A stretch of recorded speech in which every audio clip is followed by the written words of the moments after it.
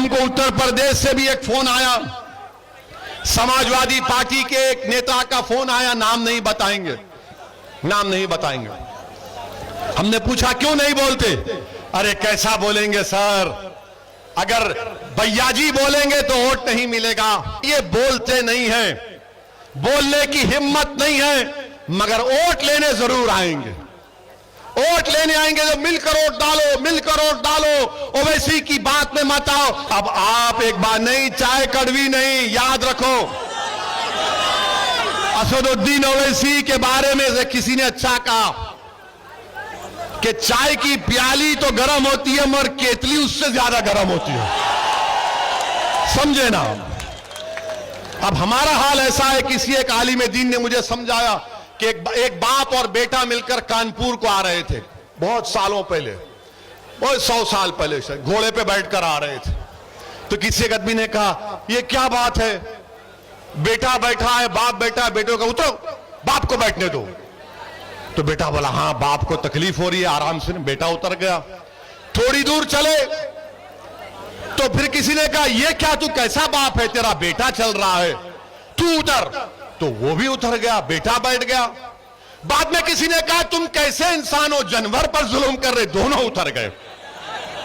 तो यही हाल करके रख दिए, हर बार कुछ ना कुछ बात करते हैं। करबला के मैदान में इमाम हुसैन ने जब यजीद के जालिमों को, वो यजीद पलीद की फौजियों को नमाज पढ़ाया, तो इमाम हुसैन ने कहा था कि क्या तुम नहीं जानते कि मैं रसूलुल्लाह सल्लल्लाहु अलैहि वसल्लम का नवासा हूं? क्या तुम नहीं जानते कि मैंने, मेरी जबान रसूलुल्लाह सल्लल्लाहु अलैहि वसल्लम ने अपनी जबान उस पर रखी? क्या तुम नहीं जानते कि रसूलुल्लाह सल्लल्लाहु अलैहि वसल्लम ने मुझे अपने कंधों पर बिठाया? तो यजीद के फौज के सिपाहियों ने, जालिमों ने कहा कि इमाम हुसैन हमारा दिल आपके साथ है मगर तलवार यजीद के साथ है, दिल आपके साथ है मगर तलवार यजीद के साथ। मेरे अजीज दोस्तों और बुजुर्गों, अब दिल भी हमारा साथ होगा, दिमाग भी एक जगह पर होगा, और दिमाग में कोई खौफ को आने मत दीजिए सिवाय अल्लाह के। दिल में सिवाय रसूल की मोहब्बत में किसी की बशर की मोहब्बत को आने मत दीजिए, और बेखौफ होकर मंजलिस को ओट दीजिए। मेरे अजीज दोस्तों और बुजुर्गों, आप और सुनना चाह रहे या खत्म कर दें? गर्मी तो नहीं हो रही है, बोले थके तो नहीं ना, थके तो नहीं ना, बोर तो नहीं हो रहे ना? तो ठीक है, अब इतना बोलेंगे, इतना बोलेंगे कि इंशाअल्लाह ताला विधानसभा के चुनाव तक, उसके बाद भी जिंदगी भर बोलते रहेंगे। और ये तमाम लोग बीजेपी हो, हम कल इलाहाबाद जा रहे थे, गाड़ियों का काफिला है, ये बजरंग दल के लोग बैठ गए आकर, वो ऐसी नहीं आना। हमारा जलसा इलाहाबाद में हो रहा तो सपा, बीएसपी, कांग्रेस ने एक अफवाह फैला दी, रूमर, नहीं नहीं आ रहे, नहीं आ रहे, नहीं आ रहे। यहां भी फैली है, होता है, होता है। इससे मालूम हो गया कि कितने झूठे हैं ये, कितने झूठे हैं। मेरे अजीज दोस्तों और बुजुर्गों, हम जब बोलते हैं तो कहते हैं बहुत बोलता है, इसके बोलने से तकलीफ होती है। अच्छा, मैं इन कांग्रेसियों से पूछना चाहता हूं, बाबरी मस्जिद का फैसला आया, बाबरी मस्जिद का क्रिमिनल केस का भी फैसला आया, जिसमें कोर्ट ने कहा कि कोई भी मुजरिम नहीं है। मैंने उस फैसले के ताल्लुक से कहा कैसे मुमकिन है, यह गलत फैसला है। हमने मोदी से मुतालबा किया कि उस फैसले के खिलाफ अपील करो हाई कोर्ट में।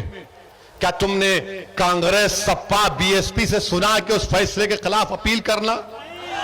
क्यों नहीं बोलते आप? मेरे अजीज दोस्तों और बुजुर्गों, ये इनकी हिमाकत नहीं है, मुनाफिकत है कि मजलिस के बढ़ते हुए खत्मों को देखकर खौफ खाते हैं।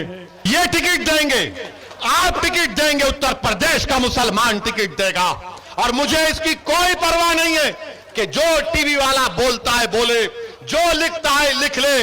अरे तुम क्या करोगे, क्या लिखोगे, क्या बोलोगे, मेरी इज्जत की जिम्मेदारी अल्लाह लिया है। मेरी रोजी की जिम्मेदारी अल्लाह लिया है। मेरी दीन और दुनिया की कामयाबी का फैसला अल्लाह करेगा। मुझे आग से बचाएगा तो सरकार दो आलम सल्लल्लाहु अलैहि वसल्लम की शिफात। अब तुम मेरा खुश नहीं कर सकोगे। हां, तुम मेरी जान ले सकते। हाजिर हो प्यारे, ले लो, मैं तैयार हूं, क्योंकि वो जान तुम नहीं लोगे। वो रब्बे करीम फैसला कर चुका है कि कौन इस दुनिया में कितने दिन जिंदा रहेगा। मेरे अजीज दोस्तों और बुजुर्गों, अब ये जो यहां पर अगर थोड़े बहुत कांग्रेस के सपा के लोग हैं, वो बोलेंगे ये ज्यादा हमको ही बोल रहे हैं, बाबा को नहीं बोले, मोदी को नहीं बोले।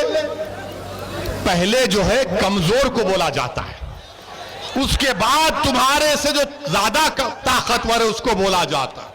हमारी नजर में ताकत तो सिर्फ अल्लाह के पास है, ना योगी के पास है, ना मोदी के पास है। ताकत जमीन और आसमान के बनाने वाले के पास है। अच्छा, अब ये कांग्रेसियों से एक और पैगाम, यहां पर इनके 2 एमएलए हैं, कल आज रात से इनको जरूर बेचैनी शुरू हो जाएगी। महाराष्ट्र के चुनाव हुए असेंबली के, महाराष्ट्र के चुनाव में पूरे कांग्रेस हर महाराष्ट्र के हर गांव में जाकर ओवैसी को वोट मत दो, बीजेपी शिवसेना आ जाएगी, ओवैसी को वोट मत दो, बीजेपी शिवसेना आ जाएगी। बात सादा दिल मुसलमान हमारे बुजुर्ग हैं, वो समझ गए नहीं, मुझे कई मिलकर बोले आप वोट देंगे तो बीजेपी शिवसेना आ जाएगी। हम अपने बुजुर्गों से बोले कि चाचा ये यहां पर शिवसेना कांग्रेस मिलने वाली, बोले नहीं हम नहीं दे सकते। जो नौजवान था वो तो तय कर चुका था कि नहीं, अब के बार हम ओवैसी का साथ देंगे। तो इलेक्शन हो गया।